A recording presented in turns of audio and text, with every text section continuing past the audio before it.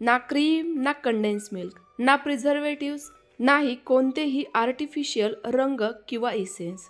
अगदी साध्या, सोप्या आणि घरगुती साहित्यांमध्ये मी तर म्हणते जगातील सर्वात सोप्या पद्धतीने मी आज बनवतीये मस्त अशी गारेगार चॉकोबार आईस्क्रीम. रेसिपी अगदी साधी, सोपी, कमी खर्चात आणि कमी कष्टात बनणारी असल्यामुळे आत्ताच व्हिडिओला लाईक करा आणि पहिल्याच प्रयत्नात 100% अगदी अचूक पद्धतीने चॉकोबार आईस्क्रीम बनवण्याकरिता व्हिडिओ शेवटपर्यंत पूर्ण बघा. चला तर मग लगेच रेसिपीला सुरुवात करूयात. त्याकरिता सर्वात अगोदर गॅसवर एक कढाई ठेवली आहे. यामध्ये टाकूयात 1 लिटर फुल फॅट असलेलं म्हशीचं दूध. दूध तुम्ही गाईचं वापरलं तरी देखील चालणार आहे, फक्त ते फुल फॅट असावं एवढं मात्र खात्री करून घ्या. आता यामध्ये टाकूयात 10 रुपयांना मिळणारी किंवा 2 चमचे मिल्क पावडर. आता ही पहिले आपल्याला या दुधामध्ये छान अशी मिक्स करून घ्यायची आहे, जेणेकरून यामध्ये गुठळ्या तयार होणार नाहीत. आता गॅस चालू करूयात आणि हे दूध छान असं थोडंसं घट्टसर होईपर्यंत किंवा दाटसर होईपर्यंत उकळून घेऊयात. गॅसची फ्लेम कमी, मध्यम कशीही ठेवू शकता. पण लक्षात घ्या, दुधाला उकळी येऊन गेल्यानंतर चमच्याने हे दूध व्यवस्थित मिक्स करून घ्यायचे, कारण यावर जी साय किंवा मलाई येते ना, ती आपल्याला या दुधामध्ये मिक्स करून घ्यायची आहे, जेणेकरून दुधामध्ये अजिबात गाठी तयार होणार नाही. दूध छान असं एकसंध राहील आणि घट्टसर देखील होईल. बऱ्याचदा दुधाच्या कडेला देखील थोडीफार मलाई जमा होते, तर ती देखील चमच्याने काढून या दुधामध्ये मिक्स करून घ्यायची आहे. आता दूध थोडंसं ना घट्टसर झालेलं आहे. आता यामध्ये टाकूयात पाव कप वजनी प्रमाणात 25 ते 30 ग्रॅम साखर, जेणेकरून या कुल्फीला छान अशी थोडीशी गोडी येईल. साखर टाकल्यानंतर दूध पुन्हा एकदा थोडंसं पातळ होतं, तर ते मी अजून थोडंसं आटवून घेतेय. आता एका साईडला पुन्हा एकदा पाव कप दूध घेतलेलं आहे.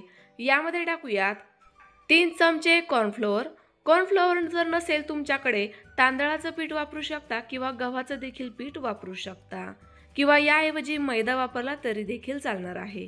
असं कोणतंही तुम्हाला या ठिकाणी पीठ घ्यायचंय, ते या दुधामध्ये छान असं मिक्स करून घ्यायचंय, म्हणजे मग या पिठाच्या देखील या दुधामध्ये गाठी तयार होणार नाही. आता दूध आणि हे पीठ व्यवस्थित असं मिक्स करून झालंय. तयार झालेलं मिश्रण या तयार झालेल्या घट्टसर दुधामध्ये टाकायचं आहे. आता मगाशी जर एवढ्या मोठ्या दुधामध्ये डायरेक्ट आपण कॉर्नफ्लोअर किंवा कोणतंही पीठ टाकलं असतं, तर त्याच्या नक्कीच गाठी तयार झाल्या असत्या. म्हणून मी थोडंसं सेपरेट दूध एका वाटीमध्ये काढून नंतर त्यामध्ये हे पीठ मिक्स करून घेतलंय. आता हे मिश्रण टाकल्यानंतर पुन्हा एकदा संपूर्ण दूध छान असं मिक्स करून घ्यायचंय आणि अगदी थोडंसं आटवून घ्यायचंय. तर बघा, साधारणतः आपल्याला हे इतपत दूध घट्टसर करून घ्यायचं आहे. आपण ज्या पद्धतीची बासुंदीची कन्सिस्टन्सी ठेवतो ना, अगदी सेम तेवढीच ठेवायची आहे. जास्तही घट्टसर करू नका, नाहीतर मग चॉकोबार आईस्क्रीम क्रीमी न राहता थोडीशी कडक बनेल. तर बघा, साधारणतः एवढी ही मी कन्सिस्टन्सी ठेवलेली आहे. आता हे मिश्रण थंड झाल्यानंतर आणखी थोडंसं घट्टसर होणार आहे. त्यामुळे कढई गॅसवरून खाली उतरवून घेतली आणि ही मी सतत हलवत फॅन खाली छान अशी पटकन थंड करून घेतेय. लक्षात घ्या, मिश्रण थंड करत असताना ते अधूनमधून हलवत राहा, जेणेकरून यावर साय तयार होणार नाही आणि आपलं छान असं हे मिश्रण एकसंध राहील. आता एक मी कुल्फीचा मोल्ड घेतलाय बघा, अशा पद्धतीचा. वेगळ्या आकाराचा असला तरी देखील चालणार आहे, किंवा जर तुमच्याकडे कुल्फी मोल्ड नसेल तर अशा पद्धतीचे छोटे छोटेसे काचेचे किंवा मग यूज अँड थ्रोचे ग्लासेस येतात ना, ते वापरले तरी देखील चालणार आहे. आता यामध्ये ना हे मिश्रण आपण अशा पद्धतीने भरून घेऊयात, म्हणजे मग आपली आईस्क्रीम याच शेपची तयार होईल. तर बघा, हे मिश्रण या मोल्डमध्ये टाकत असताना देखील तुम्हाला याची कन्सिस्टन्सी दिसत असेल. सेम याच कन्सिस्टन्सीचं आपल्याला हे मिश्रण बनवून घ्यायचंय. जास्त पातळही नसावं आणि जास्त दाटसरही नसावं. सोबतच यामध्ये अजिबात गाठीही असू नयेत. संपूर्ण मिश्रण या मोल्डमध्ये टाकलेलं आहे. आता या कुल्फीमध्ये ना बर्फाचे खडे जमा होऊ नयेत म्हणून यावर लावूयात ॲल्युमिनियम फॉइल पेपर.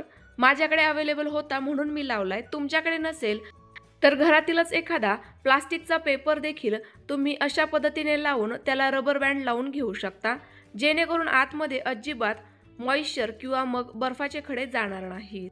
आता या पेपरला अशा पद्धतीने मधोमध खाचा पाडून घेऊयात, जेणेकरून आपल्याला या कुल्फीच्या ज्या स्टिक्स आहेत त्या बरोबर मध्यभागी खोचता येतील। बघा या पद्धतीने। आता या स्टिक्स खोचत असताना देखील एक खात्री करून घ्यायची आहे, या स्टिक्स अगदी खालपर्यंत म्हणजेच मोल्डच्या एकदम शेवटच्या टोकापर्यंत जातील इतक्या खोचायच्या नाहीये, अगदी थोड्याशा वरती ठेवायच्या। असं केल्यामुळे ना खालच्या साईडने चोकोबार छान असा व्यवस्थित आपल्याला चॉकलेटमध्ये डीप करता येतो आणि तो दिसायला देखील छान दिसतो। तयार झालेला ट्रे आता आपण सेट होण्याकरिता फ्रीजमध्ये ठेवणार आहोत।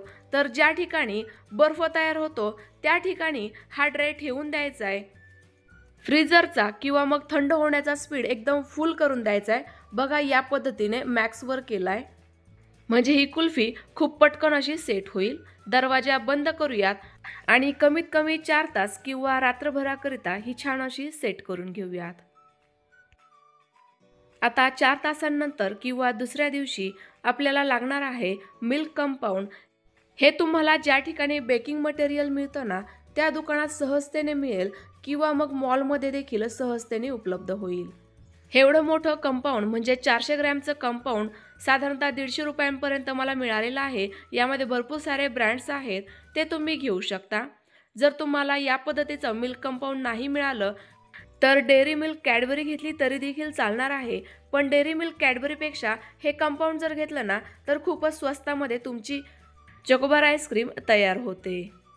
आता हे चॉकलेट आपल्याला मेल्ट करून घ्यायचे, त्यामुळे मी सुरीने अशा पद्धतीने छोट्या आकारांमध्ये कट करून घेते, म्हणजे हे पटकन मेल्ट होईल। अगदी सहजतेने हे कट होतं किंवा बारीक होतं।